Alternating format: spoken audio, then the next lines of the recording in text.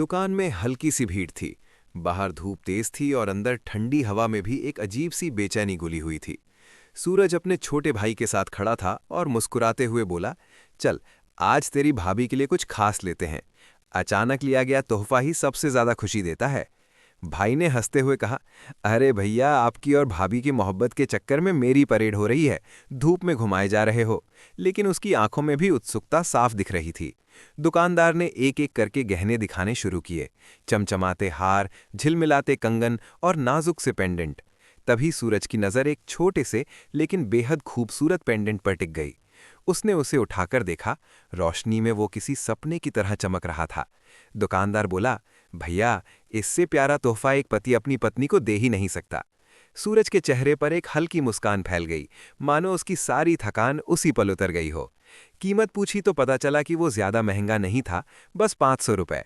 सूरज ने बिना देर किए कहा, पैक कर दो। भाई ने छेड़ते हुए कहा, वाह भैया, भाभी तो बहुत खुश होंगी। लेकिन सूरज के मन में सिर्फ खुशी नहीं थी, कहीं गहराई में एक अनजाना डर भी था, जैसे ये छोटा सा तोहफा किसी बड़े तूफान की शुरुआत बनने वाला हो। घर पहुंचते ही माहौल बदला हुआ था। अंकिता, उसकी पत्नी, मुस्कुराते हुए बाहर आई। सूरज ने मजाकिया अंदाज में कहा, लो तुम्हारे लिए सरप्राइज। अंकिता ने जैसे ही पेंडेंट देखा, उसकी आंखें चमक उठीं, पर अगले ही पल वो चौंक गईं। आज तो ना मेरा जन्मदिन है ना कोई त्योहार, फिर ये सब क्यों? सूरज ने गहरी सांस ली और बोला, क्योंकि आज एक बहुत बड़ी खुशखबरी है। मेरी यूएस की नौकरी पक्की हो गई है। ये सुनते ही पूरे घर में खुशी की लहर दौड़ गई। बधाइयों की आवाजें गूंजने लगीं, मिठाई मंगवाई गई, हंसी ठिठोली शुरू हो गई। अंकिता भी मुस्कुरा रही थी, लेकिन उसकी आंखों में कहीं न कहीं एक सवाल तैर रहा था। तभी सूरज ने धीमी आवाज में कहा, एक छोटी सी बुरी खबर भी है। कंपनी अभी सिर्फ मेरे जाने का खर्च उठाएगी। ये सुनते ही अंकिता के चेहरे का रंग बदल गया। उसने धीरे से पूछा, तो मैं? सूरज ने उसका हाथ पकड़ते हुए कहा, तुम यहीं रहोगी, बस कुछ समय के लिए। मैं सेटल हो जाऊंगा, फिर तुम्हें भी बुला लूंगा। शब्द आसान थे, लेकिन उनका बोझ बहुत भारी। अंकिता कुछ पल चुप रही, फिर हल्की मुस्कान के साथ बोली, आपका सपना है, मैं साथ दूंगी। पर उसके दिल में उठता तूफान कोई नहीं देख पाया। उधर घर के दूसरे कोने में एक और कहानी चल रही थी। भाभी की तेज आवाज गूंजी, इतना पानी पिलाने में भी आलस? पति बाहर से थक कर आए हैं और तुमसे 4 कदम चलकर रसोई तक नहीं चला जाता? बहू चुपचाप सब सह रही थी, लेकिन अंदर ही अंदर टूट रही थी। उसी बीच सूरज का भाई गहना लेकर अंदर आया, और जैसे ही भाभी की नजर उस पर पड़ी, घर का माहौल पल भर में बदल गया। सवालों की बौछार शुरू हो गई, शक की आग भड़क उठी, और हर किसी की जुबान पर एक ही बात थी, इतने महंगे गहने का पैसा आया कहां से? सूरज सन्न रह गया। उसके हाथ से रसीद फिसल गई, और उसी पल उसे एहसास हुआ कि जो तोहफा उसने प्यार से खरीदा था, वही अब पूरे परिवार के बीच आग बनकर फैलने वाला था। हवा में सन्नाटा था, आंखों में सवाल थे और दिलों में डर, क्योंकि अब ये कहानी सिर्फ एक तोहफे की नहीं रही, ये रिश्तों की परीक्षा बनने वाली थी। सूरज के हाथ से रसीद गिरते ही जैसे पूरे घर में सन्नाटा छा गया। भाभी की तेज नजर उस कागज पर टिक गई, और अगले ही पल उनकी आवाज गूंज उठी, अरे ये क्या है? 55,000 का हार? इतना पैसा आया कहां से? सूरज कुछ बोल पाता उससे पहले ही भाभी ने ताना मारते हुए कहा, अभी तो कल ही मैंने घर के खर्च के लिए पैसे मांगे थे और तुमने साफ मना कर दिया था, और आज ये महंगा गहना? वाह क्या बात है! सूरज का भाई घबरा गया। उसने जल्दी से बात संभालते हुए कहा, भाभी ये तो बस।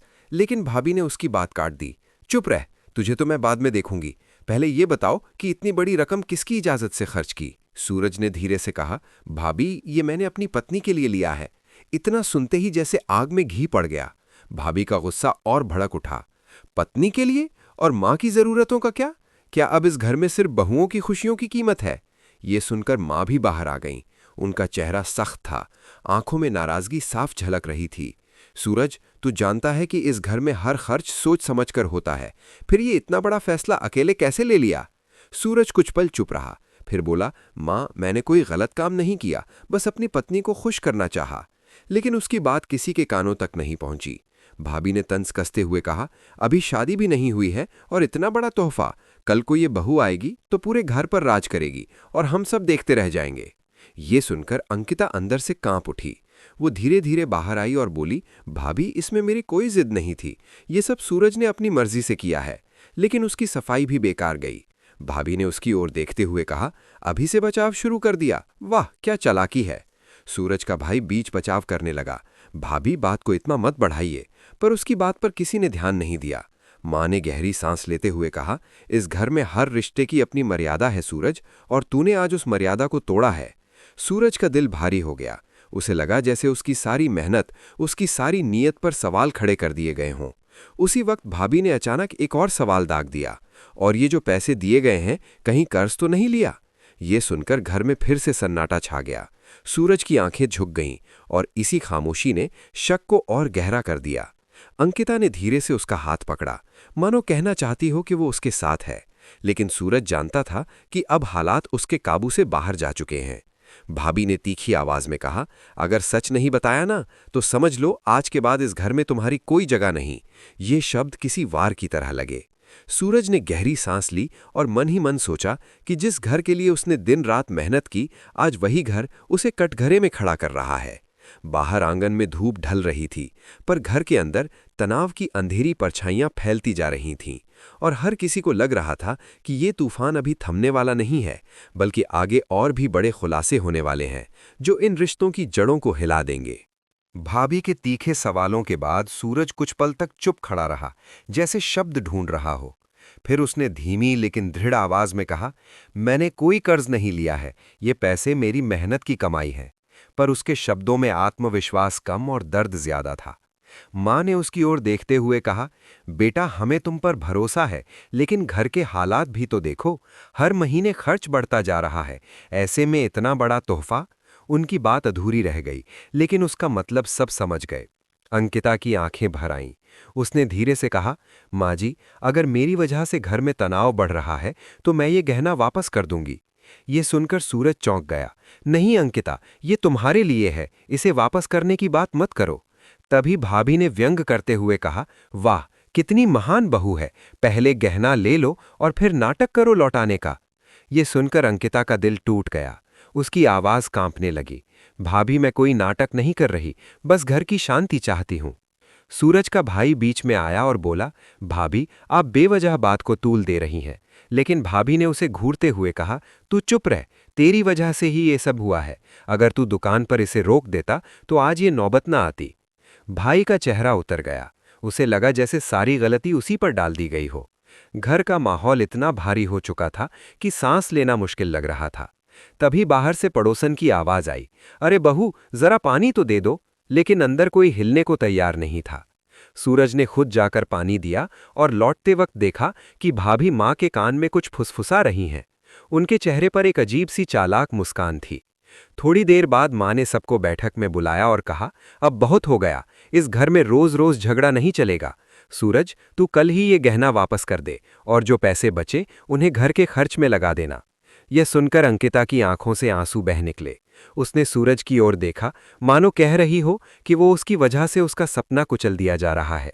सूरज का दिल जैसे टूट गया, पर उसने मां की बात मानते हुए सिर झुका लिया। भाभी के चेहरे पर संतोष की झलक थी, लेकिन उनकी आंखों में अब भी शक और जलन की चिंगारी सुलग रही थी।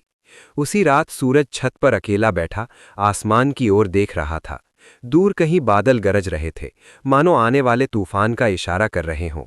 उसके मन में एक ही सवाल घूम रहा था, क्या रिश्तों में खुशियां बांटना गुनाह है? क्या एक पति का अपनी पत्नी को दिया गया तोहफा पूरे घर के लिए खतरा बन सकता है? अंदर कमरे में अंकिता तकिए में मुंह छिपाए रो रही थी। उसे समझ नहीं आ रहा था कि वो अपने दर्द को किससे बांटे। दोनों के बीच दीवार खड़ी हो चुकी थी। एक तरफ परिवार की जिम्मेदारी, दूसरी तरफ प्यार और सपनों की दुनिया। और इसी खामोश रात में एक ऐसा फैसला जन्म ले रहा था जो आने वाले दिनों में सब कुछ बदल देने वाला था। क्योंकि कुछ फैसले वक्त पर न लिए जाएं तो वे रिश्तों को हमेशा के लिए तोड़ देते हैं। अगली सुबह सूरज बहुत भारी मन से उठा। रात भर नींद उसकी आंखों से कोसों दूर रही थी।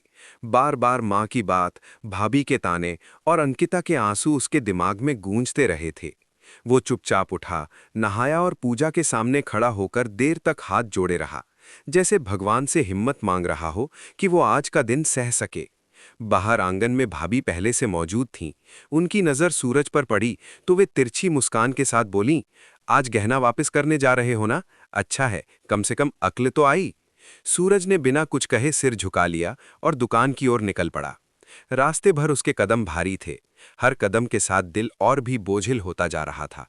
दुकान पहुंचते ही दुकानदार ने मुस्कुराकर कहा, अरे भैया क्या बात है, आज इतनी जल्दी? सूरज ने धीमी आवाज में कहा, वो पेंडेंट वापस करना है। दुकानदार हैरान रह गया, क्यों भैया, पसंद नहीं आया? सूरज ने हल्की सी मुस्कान के साथ कहा, पसंद तो बहुत आया, पर हालात। उसके शब्द वहीं अटक गए। दुकानदार ने समझते हुए सिर हिलाया और पैसे लौटाने लगा। उसी वक्त सूरज के भाई का फोन आया। उसकी आवाज घबराई हुई थी, भैया जल्दी घर आ जाओ, यहाँ कुछ बड़ा हो गया है। सूरज का दिल जोर जोर से धड़कने लगा। उसने बिना कुछ पूछे पैसे जेब में डाले और भागता हुआ घर की ओर लौट पड़ा। घर पहुंचते ही उसने देखा कि आंगन में भीड़ जमा है। माँ जमीन पर बैठी रो रही हैं, भाभी जोर जोर से चिल्ला रही हैं और अंकिता एक कोने में सिमटी हुई कांप रही है। सूरज ने घबराकर पूछा, क्या हुआ? भाभी ने उसकी ओर उंगली उठाते हुए कहा, देखो अपनी बीवी को, इसने घर की इज्जत मिट्टी में मिला दी। सूरज सन्न रह गया, क्या मतलब? तभी एक पड़ोसन ने आगे बढ़कर कहा, बहू को सुबह सुबह किसी अजनबी के साथ बाजार में देखा गया था। लोग तरह तरह की बातें कर रहे हैं। ये सुनते ही सूरज के पैरों तले जमीन खिसक गई। उसने पलटकर अंकिता की ओर देखा। उसकी आंखों में डर और बेबसी साफ झलक रही थी। उसने कांपती आवाज में कहा, मैं तो बस कॉलेज की फीस जमा करने गई थी। वो लड़का मेरे साथ बस इसलिए था क्योंकि रास्ता सुनसान था।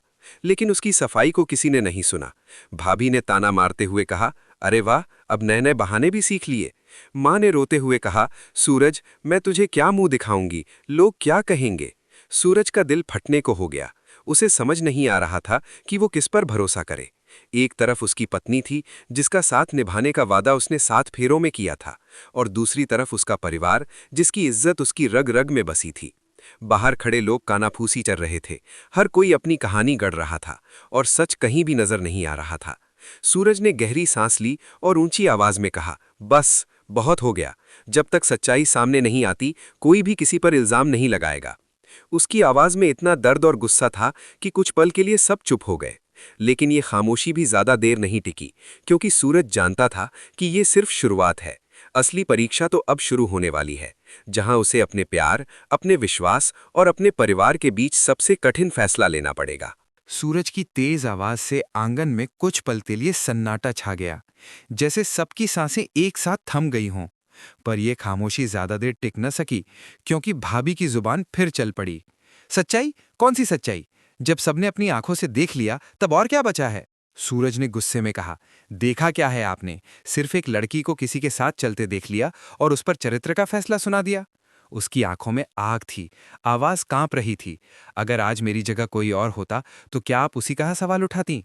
मां ने बीच में दखल देते हुए कहा, बस करो तुम दोनों, ये घर लड़ाई का मैदान नहीं है। लेकिन उनकी आवाज में भी पहले जैसी सख्ती नहीं थी। अब उसमें डर और चिंता घुल चुकी थी। तभी अंकिता ने हिम्मत जुटाकर सबके सामने सच बताने का फैसला किया। उसने कांपती आवाज में कहा, मैं कॉलेज की फीस भरने गई थी क्योंकि मैं चाहती थी कि आपके सामने हाथ फैलाने की नौबत ना आए। वो लड़का मेरा क्लासमेट है। उसने सिर्फ इसलिए साथ चलने की जिद की क्योंकि रास्ता सुनसान था और उसे डर था कि कहीं कोई परेशानी न हो जाए। उसकी आंखों से आंसू बह रहे थे, लेकिन शब्द सच्चाई से भरे थे। सूरज ने उसकी ओर देखा। उसे पहली बार एहसास हुआ कि वो अपने दर्द को कितनी देर से अकेले ढो रही थी। उसी वक्त पड़ोस से वही लड़का दौड़ता हुआ आया। उसके चेहरे पर घबराहट थी। भैया, मैंने कुछ गलत नहीं किया, बस मदद की थी। उसने सारी बात दोहराई। ये सुनकर भीड़ में खुसुर-पुसुर शुरू हो गई। कई लोग शर्मिंदा नजर आने लगे। भाभी का चेहरा उतर गया, पर उनका अहंकार अब भी हार मानने को तैयार नहीं था। मान लिया कि इस बार बात साफ हो गई, लेकिन आगे का क्या? सूरज ने उनकी ओर देखकर शांत लेकिन सख्त आवाज में कहा, आगे से इस घर में किसी की इज्जत पर बिना सबूत उंगली नहीं उठेगी, चाहे वो मेरी पत्नी ही क्यों न हो। उसके शब्दों में ऐसा आत्मविश्वास था कि मां भी चुप रह गईं। सूरज ने आगे कहा, मैं यूएस जरूर जाऊंगा, लेकिन अपनी पत्नी को अकेला नहीं छोड़ूंगा। अगर कंपनी खर्च नहीं उठाती तो मैं खुद इंतजाम करूंगा, चाहे मुझे कितनी भी मेहनत क्यों न करनी पड़े। ये सुनकर अंकिता की आंखों में उम्मीद की चमक लौट आई। उसने पहली बार सुकून की सांस ली। मां ने धीरे से सूरज के सिर पर हाथ रखा। शायद हमसे गलती हो गई बेटा। रिश्तों की डोर शक से नहीं, विश्वास से बंधती है। भाभी ने कुछ कहना चाहा, लेकिन शब्द गले में ही अटक गए। उस दिन पहली बार घर में सच्ची शांति उतरी, लेकिन ये शांति आसानी से नहीं मिली थी। इसके पीछे आंसू, अपमान और टूटे हुए भरोसे की लंबी कहानी थी। सूरज और अंकिता छत पर खड़े होकर डूबते सूरज को देख रहे थे। आसमान में लालिमा फैल रही थी, जैसे बीते दर्द पर मरहम लगा रही हो। सूरज ने धीमे से कहा, जिंदगी आसान नहीं है, लेकिन अगर हम साथ हैं तो हर मुश्किल को पार कर सकते हैं। अंकिता ने हल्की मुस्कान के साथ उसका हाथ थाम लिया। दूर कहीं मंदिर की घंटियां बज रही थीं, मानो ये याद दिला रही हों कि हर अंधेरी रात के बाद एक नई सुबह जरूर आती है। और इसी उम्मीद के साथ उनकी कहानी एक नए मोड़ पर खत्म हुई। लेकिन दिलों में ये सवाल छोड़ गई कि क्या हर घर में रिश्तों की इतनी कठिन परीक्षा जरूरी होती है, या हम चाहें तो प्यार और समझदारी से उन्हें आसान भी बना सकते हैं।